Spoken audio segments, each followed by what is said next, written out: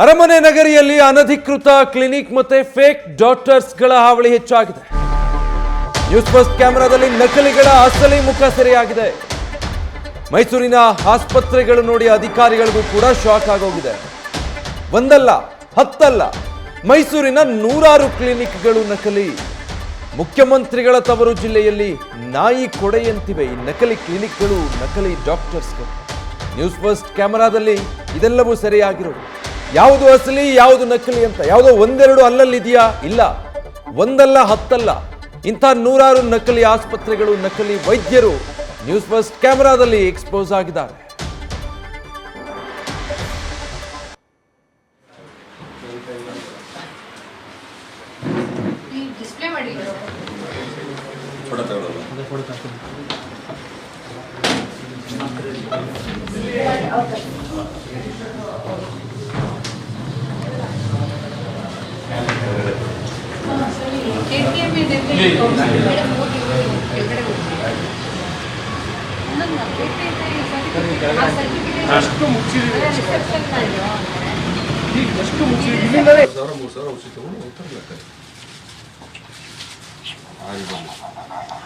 ಆಮೇಲೆ ಇದು ಸರ್ಟಿಫಿಕೇಟ್ ಯಾವುದು ನಮ್ಮಿಂದ ಪರ್ಮಿಷನ್ ತಗೊಂಡಿರೋದಂತೂ ಇಲ್ಲ. ಸುಭಾನ್ ಖಾನ್ ಮಾತ್ರ ಕ್ವಾಲಿಫಿಕೇಶನ್ ಇದೆ, BMS ಅಂತ ನೋಡಿ. ಅವ್ರು ಮಾಡೋದು ಹೆಂಗೆ ಒಬ್ಬರು ಹಿಡ್ಕೊಂತಾರೆ, ಇವ್ರೊಬ್ಬರದ್ದು ಯಾರ್ದಾರು ಒಂದು ಇಟ್ಕೊಂಡು ಸರ್ಟಿಫಿಕೇಟ್ ದುಡ್ಡು all this things. Files clinic ಹೆಂಗೆ ಮಾಡೋಕ್ಕೆ ಸಾಧ್ಯ?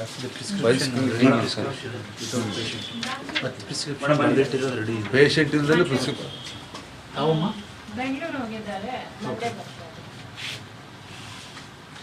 ಇಲ್ಲ, ಸ್ವಲ್ಪ ಫೋನಿಗೆ ಕನೆಕ್ಟ್ ಮಾಡ್ತೀರಮ್ಮ, ಕನೆಕ್ಟ್ ಮಾಡ್ಕೊಡ್ತೀವಿ.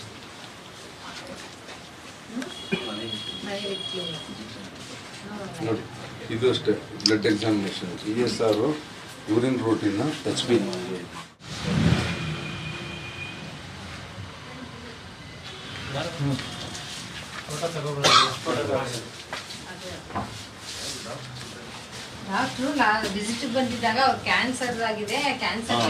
ನೋಡಿ, ಆರೋಗ್ಯ ಇಲಾಖೆ ಅಧಿಕಾರಿಗಳು ದಾಳಿ ನಡೆಸಿರೋದು ದೃಶ್ಯಗಳಲ್ಲಿ ನೀವು ಗಮನಿಸ್ತಾ ಇರೋದು.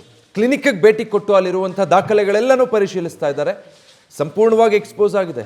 ಯಾವ ರೀತಿ ಯಾವುದೋ ಒಂದು ಹೆಸರು ತಗೊಂಡು ಬಂದು ಮತ್ತಿನ್ಯಾವುದೋ ಕ್ಲಿನಿಕ್ದು ಅಥವಾ ಒರಿಜಿನಲ್ ಡಾಕ್ಟರ್ದು ಅದನ್ನು ಕಾಪಿ ಮಾಡಿ ತಮಗೆ ಬೇಕಾದ ಹಾಗೆ ಆ ದಾಖಲೆಗಳನ್ನೆಲ್ಲ ತಿದ್ದುಕೊಂಡು, ಹೇಗಂದ್ರೆ ಹಾಗೆ ಬಂದವರಿಗೆಲ್ಲ ಮೆಡಿಸಿನ್ ಕೊಟ್ಕೊಂಡು ತಾವು ಡಾಕ್ಟರ್ಗಳು ಅಂತ ಹೇಳ್ಕೊಂಡ ನಕಲಿ ಡಾಕ್ಟರ್ಗಳ ಕ್ಲಿನಿಕ್ ಮೇಲೆ ನಡೆದಿರೋ ದಾಳಿಗಳಿದು.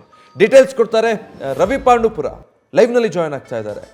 ರವಿ, ಮುಖ್ಯಮಂತ್ರಿಗಳ ತವರು ಜಿಲ್ಲೆಯಲ್ಲಿ ಒಂದಲ್ಲ ಎರಡಲ್ಲ ಅಂತ ನೂರಾರು ನಕಲಿ ಕ್ಲಿನಿಕ್ಗಳು, ಡಾಕ್ಟರ್ಗಳು ನಾಯಿ ಕೊಡೆಗಳಾಗಿ ಉಟ್ಕೊಂಡ್ಬಿಟ್ಟಿದೆ ಮೈಸೂರಿನಂಥ ಜಿಲ್ಲೆಯಲ್ಲಿ. ಅಂದರೆ ಸುಮಾರು ಈಗಿನ ದಾಳಿಯಲ್ಲಿ ಎಷ್ಟು ಇಂಥ ನಕಲಿ ವೈದ್ಯರ ತಂಡ ಅಥವಾ ಕ್ಲಿನಿಕ್ಗಳು ಗೊತ್ತಾಗ್ತಾ ಇರೋದು?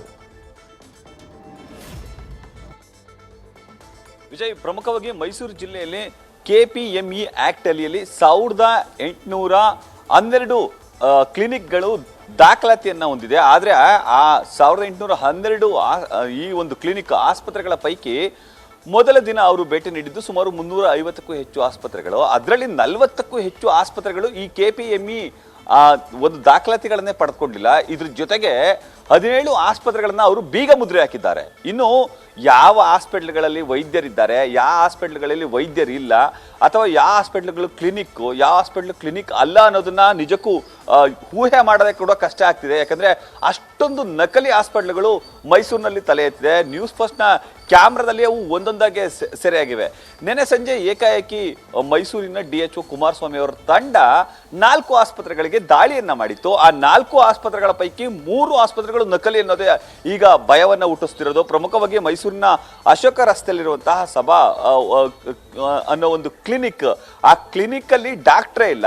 ಕಳೆದ 3 ತಿಂಗಳಿಂದ ವೈದ್ಯರು ಬಂದಿಲ್ಲ. KPME ಆಕ್ಟ್ ಅಡಿಯಲ್ಲಿ ಅವರು ಒಂದು ಫಾರ್ಮ್ ಅನ್ನು ಕೂಡ ಪಡೆದುಕೊಂಡಿಲ್ಲ. ಆದ್ರೂ ಅಲ್ಲಿ ಕೂಡ ಕ್ಲಿನಿಕ್ ಅನ್ನು ನಡೆಸಲಾಗ್ತಿತ್ತು. ಕ್ಲಿನಿಕ್ ಅನ್ನು ನಡೆಸಿ ಇಂಗ್ಲಿಷ್ ಮೆಡಿಸಿನ್ ಅನ್ನು ನೀಡಲಾಗ್ತಿತ್ತು. ಇದನ್ನ ಸ್ಥಳೀಯರು ಕೂಡ ಹೇಳ್ತಿದ್ದಾರೆ. ಜೊತೆಗೆ ಸ್ಥಳೀಯರಿಗೆ ಆ ವೈದ್ಯರ ಬಗ್ಗೆ ಪರಿಚಯ ಇಲ್ಲ. ಅದಾದ ಬಳಿಕ ಅಂದ್ರೆ ಆಸ್ಪತ್ರೆಗೆ ಬೀಗ ಮುದ್ರೆಯನ್ನು ಹಾಕಿ ಪಕ್ಕದಲ್ಲಿ ಇರುವಂತಹ ಮಾರ್ವೆಲ್ ಅನ್ನೋ ಒಂದು ಕ್ಲಿನಿಕ್ಗೆ ಹೋಗ್ತಾರೆ. ಮಾರ್ವೆಲ್ ಅನ್ನೋ ಕ್ಲಿನಿಕ್ ಅಲ್ಲೂ ಕೂಡ ವೈದ್ಯರೇ ಬರೋದಿಲ್ಲ, ವೈದ್ಯರು ಕೂಡ ಇರೋದಿಲ್ಲ. ಆದ್ರೆ ಅಲ್ಲಿ ಡ್ರಿಪ್ ಹಾಕೋದು, ಸಿರಿಂಜ್ ಹಾಕೋದು, ಇಂಜೆಕ್ಷನ್ ನೀಡೋದು ಎಲ್ಲವೂ ಕೂಡ ಸಿಬ್ಬಂದಿಗಳೇ ಮಾಡ್ತಾರೆ. ಆ ಒಂದು ಕ್ಲಿನಿಕ್ ಕೂಡ ಮೈಸೂರು ಜಿಲ್ಲೆಯಲ್ಲಿ ಒಂದು ನೋಂದಣಿಯನ್ನ ಮಾಡ್ಕೊಂಡಿಲ್ಲ. ಇದಕ್ಕೆ ಸಂಬಂಧಪಟ್ಟಂತೆ ಖುದ್ದು DHO ಕುಮಾರಸ್ವಾಮಿ ಅವರೇ ಆತಂಕವನ್ನು ವ್ಯಕ್ತಪಡಿಸ್ತಾರೆ. ಜೊತೆಗೆ ಅಲ್ಲಿ ಒಂದಷ್ಟು ಎಕ್ಸ್ಪೈರ್ಡ್ ಆಗಿರುವಂತಹ ಔಷಧಿಗಳನ್ನ ಪಡೆದುಕೊಂಡಿದ್ದಾರೆ. ಇದೆಲ್ಲಕ್ಕಿಂತ ಹೆಚ್ಚು ಅಂತ ಅಂದ್ರೆ ಮೂರನೇ ದಾಳಿ ಅಂದ್ರೆ ನ್ಯೂಸ್ ಫಸ್ಟ್ ನ ಕ್ಯಾಮ್ರಾದಲ್ಲಿ ಸಿಕ್ಕಂತಹ ಮೂರನೇ ದಾಳಿ, ಅದು ಗಲ್ಲಿ ಒಳಗೆ ಇರೋದು ಮೈಸೂರಿನ ಮಂಡಿ ಮಹಲದಲ್ಲಿ ದಾದಾಜಿ ಅಂತ ಹೇಳಿ ಒಬ್ಬ ವ್ಯಕ್ತಿ. ಆ ವ್ಯಕ್ತಿ ನಿಜಕ್ಕೂ ಡಾಕ್ಟರ್ ಅಲ್ವಾ ಅನ್ನೋದು ನಿಜಕ್ಕೂ ಅಲ್ಲಿರುವಂತಹ ಆರೋಗ್ಯ ಸಿಬ್ಬಂದಿಗಳಿಗೆ ಅಚ್ಚರಿ ಉಂಟಾಯಿತು. ಕಾರಣ ಅದೊಂದು ಮನೆಯಲ್ಲಿ ಔಷಧಿ ಚೀಟಿ. ಸಾಮಾನ್ಯವಾಗಿ ಒಬ್ಬ ರೋಗಿ ವೈದ್ಯರ ಬಳಿ ತೋರಿಸ್ಕೊಂಡಾಗ ವೈದ್ಯರು ಆತನ ರೋಗ ಗುಣಲಕ್ಷಣಗಳನ್ನ ಪರಿಶೀಲನೆ ಮಾಡಿ ಆತನಿಗೆ ಒಂದಷ್ಟು ಔಷಧಿ ಚೀಟಿಗಳನ್ನ ಬರೆದು ಕೊಡ್ತಾರೆ. ಆದ್ರೆ ಇಲ್ಲಿ ಅಡ್ವಾನ್ಸ್ ಆಗಿ ಔಷಧಿ ಚೀಟಿಗಳನ್ನ ಬರೆದು ಇಡಲಾಗಿದೆ. ಸುಮಾರು 15ಕ್ಕೂ ಹೆಚ್ಚು ಮಾತ್ರೆ ಹಾಗೂ ಇಂಜೆಕ್ಷನ್ ಔಷಧಿಗಳನ್ನ, ಅವೆಲ್ಲವೂ ಕೂಡ ಇಂಗ್ಲಿಷ್ ಮೆಡಿಸಿನ್ಸ್ ಅಂದ್ರೆ ಪೇನ್ ಕಿಲ್ಲರ್ ಟ್ಯಾಬ್ಲೆಟ್ ಆಗ್ಬೋದು, ಜೊತೆಗೆ ಹೊಟ್ಟೆ ನೋವು, ಹೀಗೆ ಹಲವು ರೋಗಗಳಿಗೆ ನೀಡುವಂತಹ ಮಾತ್ರೆಗಳು ಮತ್ತು ಇಂಜೆಕ್ಷನ್ಸ್ ಮತ್ತು ಸಿರಂಜ್ಗಳು, ಅಂತಹದೆಲ್ಲವನ್ನು ಕೂಡ ಅಡ್ವಾನ್ಸ್ ಆಗಿ ಮೊದಲೇ ಬರೆದಿಟ್ಕೊಂಡಿರ್ತಾರೆ. ಯಾವ್ದಾದ್ರು ರೋಗಿ ಬಂದ್ರೆ ಅವ್ರಿಗೆ ಅದನ್ನ ಜಸ್ಟ್ ಡೇಟ್ ದಿನಾಂಕವನ್ನ ಬರೆದು ಅವ್ರಿಗೆ ಕೈಗೆ ಕೊಡ್ತಾರೆ. ಈ ರೀತಿ ಅಲ್ಲಿ ಒಂದು ದಂಧೆ ನಡೀತಿದೆ. ಆಮೇಲೆ ಅವ್ರ ಹತ್ರ ಇರುವಂತಹ ದಾಖಲಾತಿಗಳೆಲ್ಲವೂ ಕೂಡ ನಕಲಿ. ಅವರು ಒಂದು ಸರ್ಟಿಫಿಕೇಟ್ ತೋರಿಸ್ತಾರೆ. ಆ ಸರ್ಟಿಫಿಕೇಟ್ ಅಲ್ಲಿ RAP ಅಂತ ಇದೆ. RAP ಅನ್ನೋ ಕೋರ್ಸ್ ವೈದ್ಯ ಶಿಕ್ಷಣ ಸಂಸ್ಥೆಯಲ್ಲೆಲ್ಲ ಅದು ಈಗ ಅಚ್ಚರಿಯನ್ನ ಮೂಡಿಸ್ತಿರೋದು. ಖುದ್ದು ನ್ಯೂಸ್ ಫಸ್ಟ್ ನ ಕ್ಯಾಮ್ರಾದಲ್ಲಿ ಎಲ್ಲವೂ ಕೂಡ ಸರಿಯಾಗಿದೆ. ವೈದ್ಯರೇ ಈ ಎಲ್ಲಾ ದೃಶ್ಯಾವಳಿಗಳನ್ನು ನೋಡಿ ದಂಗಾಗಿದ್ದಾರೆ. ಇನ್ನು ಸ್ಕ್ಯಾನಿಂಗ್ ಸೆಂಟರ್ಗಳಲ್ಲಿ ಕೂಡ ನಿಯಮಾವಳಿಗಳನ್ನ ಪಾಲಿಸ್ತಿಲ್ಲ. ಅದನ್ನು ಕೂಡ ಆರೋಗ್ಯ ಅಧಿಕಾರಿಗಳು ಗಂಭೀರವಾಗಿ ಪರಿಗಣಿಸಿ ಎಲ್ರಿಗೂ ಕೂಡ ನೋಟಿಸ್ ಅನ್ನು ನೀಡ್ತೀವಿ ಅಂತ ಹೇಳಿದ್ದಾರೆ. ಜೊತೆಗೆ ಕ್ರಿಮಿನಲ್ ಮೊಕದ್ದಮೆಯನ್ನ ಹೂಡುವುದಾಗಿ ಕೂಡ ಎಚ್ಚರಿಕೆಯನ್ನು ನೀಡಿದ್ದಾರೆ. ಮೈಸೂರಲ್ಲಿ ಇರುವಂತಹ ಸ್ಕ್ಯಾನಿಂಗ್ ಸೆಂಟರ್ ಹಾಗೂ ಆರೋಗ್ಯ ಅಂದ್ರೆ ಕ್ಲಿನಿಕ್ಗಳ ಪೈಕಿ ಬಹುತೇಕ ಎಲ್ಲವೂ ಕೂಡ ನಕಲಿಯಾಗಿರೋದು ಈಗ ಆರೋಗ್ಯ ಇಲಾಖೆಗೆ ಕಂಡು ಬಂದಿದ್ದು. ಇದು ಇಡೀ ರಾಜ್ಯವನ್ನೇ ಬೆಚ್ಚಿ ಬೀಳಿಸ್ತಿದೆ. Vijay, thank you Ravi. ಇನ್ನು ಈ ವಿಚಾರಕ್ಕೆ ಸಂಬಂಧಪಟ್ಟಂತೆ DHO ಕುಮಾರಸ್ವಾಮಿ ಅವರನ್ನ ನಮ್ಮ ಪ್ರತಿನಿಧಿ ರವಿ ಮಾತಾಡಿಸಿದ್ದಾರೆ. ಏನು ಹೇಳಿದ್ದಾರೆ ನೋಡೋಣ. ರಾಜ್ಯಾದ್ಯಂತ ಹೆಣ್ಣು ಭ್ರೂಣ ಹತ್ಯೆ ಪ್ರಕರಣಗಳು ಬೆಳಕಿಗೆ ಬಂದ ಬಳಿಕ ಮೈಸೂರಿನಲ್ಲಿ ಆರೋಗ್ಯಾಧಿಕಾರಿಗಳು ಎಚ್ಚೆತ್ತುಕೊಂಡಿದ್ದಾರೆ. ಮೈಸೂರಿನಲ್ಲಿರುವಂತಹ ನಕಲಿ ಕ್ಲಿನಿಕ್ಗಳ ವಿರುದ್ಧ ಸಮರವನ್ನ ಸಾರಿದ್ದಾರೆ. ನಮ್ಮ ಜೊತೆ ಜಿಲ್ಲಾ ಆರೋಗ್ಯಾಧಿಕಾರಿ ಡಾಕ್ಟರ್ ಕುಮಾರಸ್ವಾಮಿ ಅವರಿದ್ದಾರೆ. ನಾನು ಅವ್ರನ್ನ ಮಾತಾಡಿಸ್ತಾ ಹೋಗ್ತೀನಿ. ಸರ್, ಹೆಣ್ಣು ಭ್ರೂಣ ಹತ್ಯೆ ಪ್ರಕರಣ ಬೆಳಕಿಗೆ ಬಂದ ಬಳಿಕ ಮಾತಾ ಆಸ್ಪತ್ರೆ ಸೇರಿದಂತೆ ಹಲವು ಆಸ್ಪತ್ರೆಗಳಿಗೆ ದಾಳಿಯನ್ನು ಮಾಡಿದ್ರಿ, ನೋಟಿಸನ್ನು ನೀಡಿದ್ರಿ, ಈಗ ಸಮರವನ್ನು ಸಾರ್ತಿದ್ರಿ. ನ್ಯೂಸ್ ಫಸ್ಟ್ ಕ್ಯಾಮ್ರಾದಲ್ಲೂ ಕೂಡ ಸರಿಯಾಗಿತ್ತು. 2 ಕ್ಲಿನಿಕ್ಗಳನ್ನು ಮುಚ್ಚಿದಿರಿ. ಏನು ಸರ್ ಇದು ದಾಳಿ ಏನು? ನಮಗೆ ಇತ್ತೀಚಿನ ದಿನಗಳಲ್ಲಿ 8-10 ದಿನದಿಂದ ಏನು ಬರ್ತಾ ಇದೆ, ಭ್ರೂಣ ಪತ್ತೆ ಹಾಗೂ ಹತ್ಯೆಗೆ ಸಂಬಂಧಪಟ್ಟ ಹಾಗೆ ಎಲ್ಲ ಸ್ಕ್ಯಾನಿಂಗ್ ಸೆಂಟರ್ಸ್ಗಳನ್ನು ಮತ್ತು KPM ಅಡಿಯಲ್ಲಿ ರಿಜಿಸ್ಟರ್ ಆಗಿರತಕ್ಕಂಥ ಎಲ್ಲ ಸಂಸ್ಥೆಗಳಿಗೂ ಭೇಟಿ ನೀಡಿ ನಾವು ಪ್ರತ್ಯೇಕ ತಪಾಸಣೆಯನ್ನು ಮಾಡ್ತಾಯಿದ್ದೀವಿ. ಆ ಹಿನ್ನೆಲೆಯಲ್ಲಿ ಮಾನ್ಯ ನಮ್ಮ ಆರೋಗ್ಯ ಸಚಿವರು ಸಹ ಪ್ರತ್ಯೇಕ ಸಭೆಗಳನ್ನು ನಡೆಸಿ ಸೂಚನೆಯನ್ನು ನೀಡಿರ್ತಾರೆ ಮತ್ತು ರಾಜ್ಯ ಮಟ್ಟದ ಅಧಿಕಾರಿಗಳು ಸಹ ಸೂಚನೆ ನೀಡಿರ್ತಾರೆ. ಹಾಗೂ ಜಿಲ್ಲಾಡಳಿತದ ಅಡಿಯಲ್ಲಿ ಮಾನ್ಯ ಜಿಲ್ಲಾಧಿಕಾರಿಗಳು, CEO ಅವರು ಮತ್ತು ಪೊಲೀಸ್ ಅಧಿಕಾರಿಗಳೆಲ್ಲ ಪ್ರತ್ಯೇಕ ಸಭೆಯನ್ನು ನಡೆಸಿ ನಮ್ಮ ಜಿಲ್ಲೆಯಲ್ಲಿ PCPNDT ಅಡಿಯಲ್ಲಿ ಸುಮಾರು 288 ಸಂಸ್ಥೆಗಳು ರಿಜಿಸ್ಟರ್ ಆಗಿದೆ. ಹಾಗೂ KPME ಅಡಿಯಲ್ಲಿ ಸುಮಾರು 1836 ಕ್ಲಿನಿಕ್ಗಳು ಏನು ರಿಜಿಸ್ಟರ್ ಆಗಿದೆ. ಅವು ಎಲ್ಲವಕ್ಕೂ ನಾವು ಮಿಷನ್ ಮೋಡಲ್ಲಿ ವಿಸಿಟ್ ಮಾಡಿ ಪ್ರತ್ಯೇಕವಾಗಿ ಕಾರ್ಯತಂಡಗಳನ್ನು ರಚನೆ ಮಾಡ್ಕೊಂಡಿದ್ದೀವಿ. ಸರ್, ಈಗ 80ಕ್ಕೆ ನೋಟಿಸ್ ಕೊಟ್ಟಿದ್ದೀರಿ ಸರ್, ಅಂದರೆ ಸ್ಕ್ಯಾನಿಂಗ್ ಸೆಂಟರ್ಗೆ. ಈಗ ಸಾವಿರಾರು ಕ್ಲಿನಿಕ್ಗಳು KPME ಆ್ಯಕ್ಟ್ ಅಡಿಯಲ್ಲಿ ಮೈಸೂರಿನಲ್ಲಿ ರಿಜಿಸ್ಟರ್ಡ್ ಆಗಿದೆ. ಆ ಆಸ್ಪತ್ರೆಗಳನ್ನು ದಾಳಿಯನ್ನು ನಡೆಸಿದ್ರ? ಆ ಸಂದರ್ಭದಲ್ಲಿ ನಕಲಿ ಆಸ್ಪತ್ರೆಗಳನ್ನು ಕಂಡು ಬಂತ ಸರ್? ಈಗ ಸೀಲ್ ಆಗ್ತಿದ್ರಿ, ಎಷ್ಟು ಆಸ್ಪತ್ರೆಗಳು ನಕಲಿ ಆಸ್ಪತ್ರೆಗಳಂತ ತಿಳಿದು ಬಂದಿದೆ ಸರ್? ನಮ್ಮಲ್ಲಿ ರಿಜಿಸ್ಟರ್ ಆಗಿರತಕ್ಕಂಥದ್ದು ಸುಮಾರು 1835 ವಿವಿಧ ಕ್ಲಿನಿಕ್ಗಳಿಂದ ಹಿಡಿದು 25 bedded, 50, 100 bedded and more than 100 bedded hospitals register ಆಗಿದೆ. ಅವ್ರಿಗೂ ಸಹ ಈಗ ಸುಮಾರು ವರ್ಷಗಳಿಂದ ಅವರು ರಿಜಿಸ್ಟ್ರೇಷನ್ ಆಗಿರೋ ಹಿನ್ನೆಲೆಯಲ್ಲಿ ನಮ್ಮ ಆರೋಗ್ಯ ಸಚಿವರ ಸೂಚನೆ ಮೇರೆಗೆ ಮತ್ತು ಸರ್ಕಾರದಿಂದ ಬಂದಿರತಕ್ಕಂಥ ಸುತ್ತೋಲೆದ ಅನ್ವಯವಾಗಿ ಎಲ್ಲ ಸಂಸ್ಥೆಗಳಿಗೂ ನಾವು ಭೇಟಿ ನೀಡಬೇಕು. ಅದ್ರ ಜೊತೆಗೇ ಸುಮಾರು ವರ್ಷಗಳಿಂದ ಅವರು ರಿಜಿಸ್ಟರ್ ಮಾಡಿರೋ ಹಿನ್ನೆಲೆಯಲ್ಲಿ ರಿಜಿಸ್ಟರ್ ಮಾಡಿದಂಥ ಸಂದರ್ಭದಲ್ಲಿ ಏನು working staff nurses, lab technicians ಅವರೆಲ್ಲರದೂ ಮತ್ತೊಮ್ಮೆ ಅವರು ನೀಡಿರತಕ್ಕಂಥ ಎಜುಕೇಷನ್ ಕ್ವಾಲಿಫಿಕೇಷನ್ಸು, ಸರ್ಟಿಫಿಕೇಷನ್ಸ್ ಎಲ್ಲದೂ ಇನ್ನೊಂದು ಸರಿ ರೀಚೆಕ್ ಮಾಡಿ ಅಂತ ನಮಗೆ ಮಾರ್ಗದರ್ಶನ ಇದೆ. ಒಂದು ವಿಧವಾದ ವೈದ್ಯಕೀಯ ಪದ್ಧತಿ ಅಡಿಯಲ್ಲಿ ಅವರು ನಮಗೆ ನೋಂದಣಿ ಮಾಡ್ಕೊಂಡಿರ್ತಾರೆ. ಫಾರ್ ಎಕ್ಸಾಂಪಲ್ ಆಯುಷ್ ಅಂತ ನಾವು ತೊಗೊಂಡಿರ್ತಾರೆ. ಆದರೆ ನಾವು ಭೇಟಿ ನೀಡಿದಂಥ ಸಂದರ್ಭದಲ್ಲಿ ವ್ಯತಿರಿಕ್ತವಾಗಿ they may be using allopathic medicines. ಅದು ಸಹ violation of KPME and that is also one of the serious offence.